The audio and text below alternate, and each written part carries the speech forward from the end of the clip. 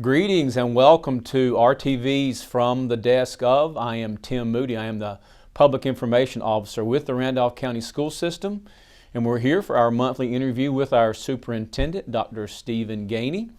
We welcome this opportunity each month to get out in front of the community and talk about some of the big things that are going on in our school system. And so Dr. Gainey, just yesterday there was a big announcement that took place at Randolph Community College involving not only the college and Randolph County School System, but Asheboro City Schools. Can you tell us what this partnership is all about? Yes, Tim, yesterday we had a press conference and we announced a pathway to prosperity focused on advanced manufacturing, and we are going into a partnership with the Asheboro City School System and our school system and Randolph Community College. And what it's going to do is provide a pathway for students to start earning credentials and working towards degrees in advanced manufacturing, that they can leave our high schools and go to the community college level and finish those credentials, and then in the end finish with a credential that will lead to very good employment with very good salaries. And we went in advanced manufacturing in that direction because that is a big need from the industries in our community. So you know, what I said yesterday was this is a recipe and it has three big components to this recipe. It's a great opportunity for our kids. Many times kids get late in high school and early college years, and they wonder, what are they going to do? What are they going to major in? Well, this gives an avenue for some to answer that question. It's a great opportunity for our community. It's going to lead to the development of skilled employees and an opportunity for us to keep our kids here. Instead of them having to move away for employment, we're going to have some very viable options for them. And lastly, which I think is very important, it may not be as much a community issue as it is a statewide issue, and that is we're in a pretty competitive education landscape right now. Everybody seems to be competing with each other in public education over who's doing what. And this steps back from that, and it's not competitive. This is a partnership where two other great leaders, Terry Worrell, who's the superintendent of Asheboro City Schools, and Bob Shackelford, who's the president of Randolph Community College, they came together with us and said, yes, we all have our own individual needs at our schools or for our schools, but let's stop and work on something collectively for this community. And it's not about the Asheboro City System or the Randolph County School System or the Randolph Community College in isolation. This is a big thing for the community of Randolph County, and I just think it's exciting. And just to have a part in providing some opportunities for kids is something that I'm all in favor of. Dr. Gainey, another important thing that we rolled out just this week is a survey, and it's a survey that impacts the accreditation of our school system, in which we solicit input from our stakeholders. And can you tell us what that survey is all about? Hey, Tim, the school system is getting ready to undergo an accreditation process through an organization named Advanced Ed. And we have a 5-year accreditation, and so every 5 years we go through this review process. And the survey that was put out this week was it's kind of a three different surveys went out. They went live on April 13th, which was Monday, and they'll stay live until April 30th. And the students and staff have their own surveys, and the schools are working through those at the school level. The principals are making plans to get the students and the staff to complete those.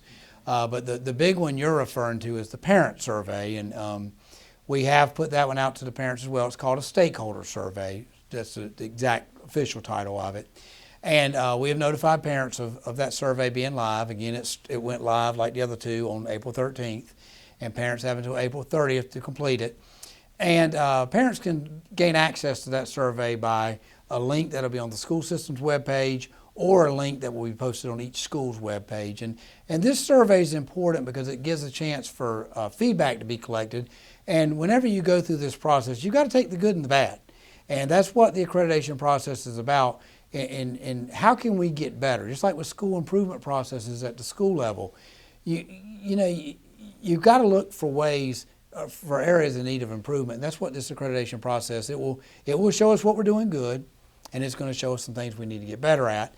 And the main part of this accreditation process will conclude, or be, the main part of it will be during the 15-16 school year, with a final visit in March of 2016. But this is all about these surveys from the students survey, the parent survey, and the staff survey.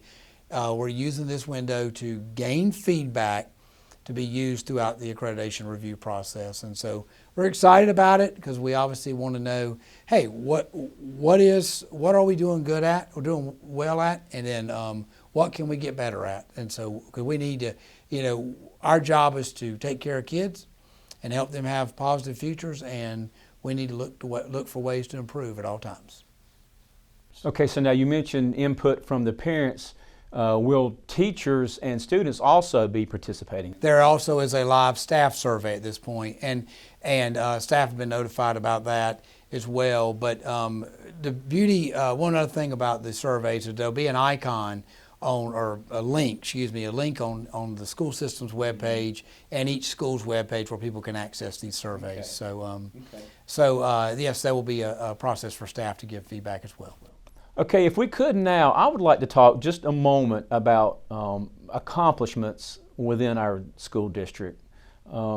Awards and recognitions among our students, our staff, and our schools. And as you know, every month at board meetings we recognize certain accomplishments, and even those that we don't recognize at board meetings are special. If you would indulge me, and if the community would indulge me, I would like to just kind of give just a quick rundown of some things that are happening right now. We have some students who have been selected for the North Carolina Governor's School. We have some Scholastic Art Award winners. We have one student whose artwork was one of only 13 out of 3,200 to be selected for a Farm to School calendar. We have a school that was an exemplar, a national exemplar school. We have math fair winners and duck art stamp contest winners, and I could go on and on and on. But my point to this is that with all these great things happening and these accomplishments by our students and our staff and our schools, when I rattle these off, what goes through your mind, and what do you think that says about the Randolph County School System?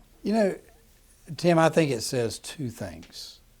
It says something about the Randolph County School System, and I also think it says something about the comprehensive public school experience. So let me go back. The comprehensive experience a child gets in the Randolph County School System, and the comprehensive experience a child gets in the public schools of North Carolina. I'm a product of the public schools of North Carolina, and I wouldn't trade those days for anything in the world. I could probably sit right here and go through every public school teacher I've had, and probably could tell you what grade level. And it's not because of it's not because of an ability to memorize that. It's because of the impact those individuals made on my life all the way. So, but when I step back from that piece of it, one word appears. It's just awesome. That's what describes all of this. And when I say awesome, you start thinking about, this is beyond the classroom. Right. This is teachers and principals and counselors putting their arms around children and watching them and learning where are their interests and where are their strengths, and guiding them. And then get a little farther out. And this is kind of ties into a column I wrote the other week about Goal 2019. Right. Then it gets bigger. Then it gets to the parents and their encouragement at home and their advocacy for their children, and not even advocacy, just their rooting for their own children and support of them, and I guess encouraging what is probably the best word. And then it gets bigger than that. Then you have community members, which that column spoke to, who don't have kids in our school system anymore. Either their kids have grown and left home, or they for some reason they don't have kids in our system. Maybe they don't have kids of their own. But they put their arms around these kids. Start looking at these accomplishments, and you can go in on a lot of them and find a lot of people involved beyond just the school staff. And that's why this whole piece and picture looks awesome to me. Because in many ways, yes, we're going to go through the core subjects in public schools. We're going to have elective courses. We're going to have, certain amount of testing. But at the end of the day, we're going to provide a comprehensive educational program for kids in the public schools, the Randolph County School System, and the public schools of North Carolina. And that experience cannot be duplicated by anyone. Right. I mean, it is a comprehensive experience because we have kids that walk out of the classroom onto the ball fields. They walk out of the classroom into the auditoriums for drama performances, for band, for chorus. And then we have kids who take leadership roles in student government or leadership roles in student organizations, whether it be clubs or what other organizations they may have at the schools. That's just the comprehensive piece. That's what comes to my mind. And if you talk to, I was reminded last week, I was talking to one of my former teachers at my last school where I was a principal. And this individual reminded me, the whole time I was their principal, I never let go of, we have a comprehensive program to provide for the kids on this campus. And they knew what that meant. That meant the best academics during the school day and the best we could offer with athletics, performing arts, student organizations, whatever it took, that's what we were going to do. Okay, so when you talk about that comprehensive experience and you talk about whether it's athletics or music or cultural arts of any type, so obviously they get that, but how does that impact, maybe long-term, the life of a student? I know that you participated in athletics, as did I, and whether it's sports or something else, what does that do for a student, not only at that moment, but as they graduate and they go out into life, as it were? Well, I think it leads to the transfer of the experience. Once you've experienced it, as far as having that support and those experiences provided by, I had three of the best people I've ever been around. Wilbur Sasser coached me in football. Shelley Marsh coached me in basketball. Charlie Smith coached me in baseball. I'll be 85 years old and those names will never leave me. Right. But, I enjoyed playing for them. But I also, as time goes on, I understand that it's my role to do for kids what they did for us. It's that transfer of experience. I've mentioned I had a great mentor as an assistant principal. He never asked me, even as a young assistant principal, to repay him. The expectation was mentor someone down the road. So, when you have those experiences, you learn to value them. You learn that you had opportunities to be a leader. You had opportunities to maintain high integrity and high character. And that just kind of bleeds over into your next phase of life when you start having some responsibility for kids, whether it be your own or kids associated with a school. And those are lessons you don't forget those, and you don't forget the efforts people made on your behalf. So this is huge. When you read that list, Tim, that is unbelievable. It's a proud moment, and it should be a proud moment for every school system because we're going to have the academic piece. Everybody's going to have that. Mm-hmm. But when that stuff happens there, that's when kids are taking it from the classroom into areas of interest. Okay, so we've talked a little bit about the impact of athletics within the context of extracurricular in the school setting, but there are a whole lot of other things other than athletics, cultural arts and others. So what about the impact of those types of things? Well, Tim, start with the athletic piece, just to kind of go back there just a minute. I will forever be grateful that high school athletics were in this state and the way they were. And the coaches I had a chance to play with, I had a chance to play football, basketball, and baseball in high school, and just great experiences. I wouldn't trade them for anything. And but as I became a principal and got to watching kids across the whole campus, my eyes opened. In fact, my last school, it was a large high school, over 2,500 students. And we had probably 600 athletes, I would guess that. But we probably had 500 or 600 kids involved in performing arts. Mm-hmm. And the longer I was principal, the longer I became very excited about the fact that everybody was finding their place in that school. And then beyond the performing arts and athletics, we had a bunch of students who were involved in student organizations and student government and all, and several hundred students doing that. And I just think that is so powerful, because I will have that conversation any day of the week with anybody who wants to have it and says it's not so. It is so, and this is the conversation. It is so that these programs stretch kids to reach their potential. That you'll find students who, yes, there's a child who will pass courses to be able to participate in these programs. There's also a child that will make an A instead of a B instead of a C. And then you get into the part, they're just so valuable in what they do for the individual and the opportunities.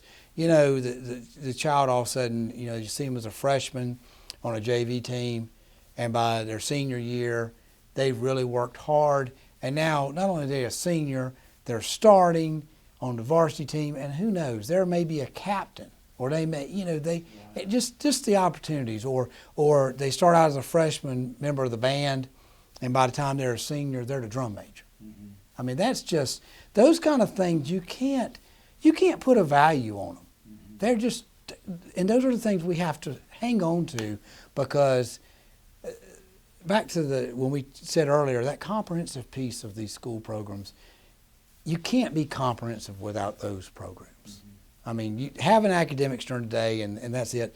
That's not comprehensive. And I just love, I go back to all the awards you mentioned a little while ago.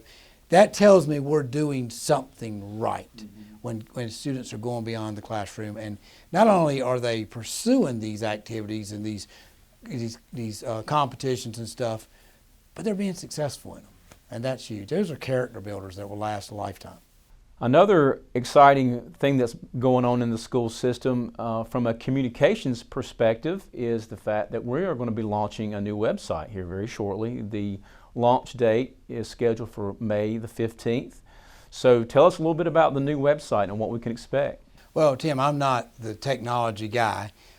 You're way farther down the road than I am on technology. I like things that look great and they're informative. We've got a great technology staff that you've been working with Nan York and Dale Brinkley and Sheena Russell and Alice Smith. Y'all have all been working hard on that, plus many more staff members. I know you've worked hard the last year and a half to get information as up to date as possible on the website, different parts of it, but it's going to have a new look. It's going to be more user-friendly. That's going to be exciting. But I think there's another piece to it, and the piece that my excitement comes in, that's that communication piece. We've worked really hard the last 20-some months to communicate with our public, and we still have room for improvement. But we now have a presence on Twitter. We have a presence on Facebook. We have. I'd be interested to see what kind of the number of visits we have to our website, because right now the one we have does not have the ability to track that. But I just think this whole move to a new website just really supplements what we've been doing or complements what we've been doing in a great way the last 20-some months as far as just trying to open the doors to this school system. We have some great teachers, some great kids, great parents, great community, and we need to let people know about it. We have a tremendous Board of Education. We have tremendous support from elected officials, our county commissioners. Yesterday in the press conference about Pathway to Prosperity, I mentioned even we have 4 very active legislators that are very big partners of our school system. And to continue to open the doors to this school system, which to me is a special place, I think the website is just another step in that process. And, you know, we're on the heels of putting in or having Goal 2019, which is a system-wide goal with a multi-year goal as far as steps in that meeting that goal, and I just think this is another step towards letting people know what our business is, our core business, and what all's going on with kids, and so I'm excited about that launch of a new website and our ability to have some provide more information to the public, but also get a better read on maybe what our public is viewing and how we may better communicate with them. Okay, and so in the spirit of continuing to communicate effectively and to keep our news out before the public. One of the things we've done is forged a partnership with Randolph Telephone. And what you're seeing right now is part of that. Again, it's our monthly session here with the superintendent. It just gives us a chance to tell you what's going on, and hopefully you can pick up on the excitement that we have. And again, another thank you to Randolph Telephone for giving us this opportunity. We thank you for this time, and we look forward to seeing you again next month. Thank you so much.